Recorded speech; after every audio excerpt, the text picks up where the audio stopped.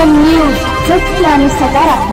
खोटे गुन्हे दाखल करायला लावणाऱ्या आमदार उदयसिंग राजपूत याला विधानसभेच्या वेळी तांडाबंदी करा असे आवाहन बंजारा ब्रिगेडचे राष्ट्रीय अध्यक्ष रविकांत भाऊ राठोड यांनी केले आहे। याबाबत सविस्तर असे की सोमवार दिनांक 30 सप्टेंबर 2024 रोजी कन्नड तालुक्यातील नागद येथील अपघातात एका महिलेला प्राण गमवावे लागले होते। हा अपघात घडल्यानंतर 3-4 तास ती महिला तशीच पडून होती आणि त्यात तिचा प्राण गेला आणि त्या ठिकाणी कोणतीच शासकीय यंत्रणा न पोहोचल्याने व कोणताही लोकप्रतिनिधी न आल्याने जमावाचा रोष वाढत गेला। त्यामुळे संतप्त जमावाने उदयसिंग राजपूत यांच्या ऑफिसवर जाऊन त्यांच्या कानावर ही गोष्ट टाकूयात म्हणून गेले। त्या ठिकाणी आमदार साहेब कुठे गेले असे विचारणा केले असता उदयसिंग राजपूत यांच्या कर्मचाऱ्यांनी अरेरावीची भाषा केली। या दुःखद घटनेचे कोणत्याही प्रकारे सांत्वन न करता त्याउलट बंजारा समाजातील सामाजिक कार्यकर्त्यांवर आमदार उदयसिंग राजपूत यांनी खोटे गुन्हे दाखल करायला प्रवृत्त केले। त्यामुळे या आमदाराला येणाऱ्या विधानसभा निवडणुकीमध्ये तांडाबंदी करण्याचे आव्हान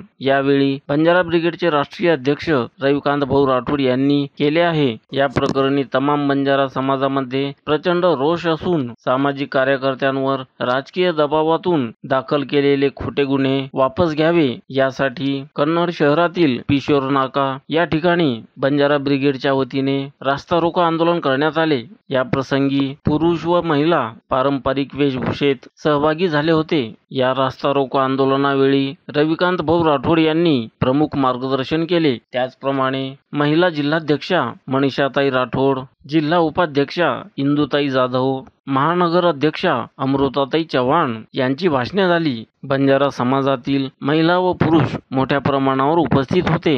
एपीएन न्यूज साठी संदीप पवार, कन्नड। एपीएन न्यूज सत्य आणि सकारात्मक।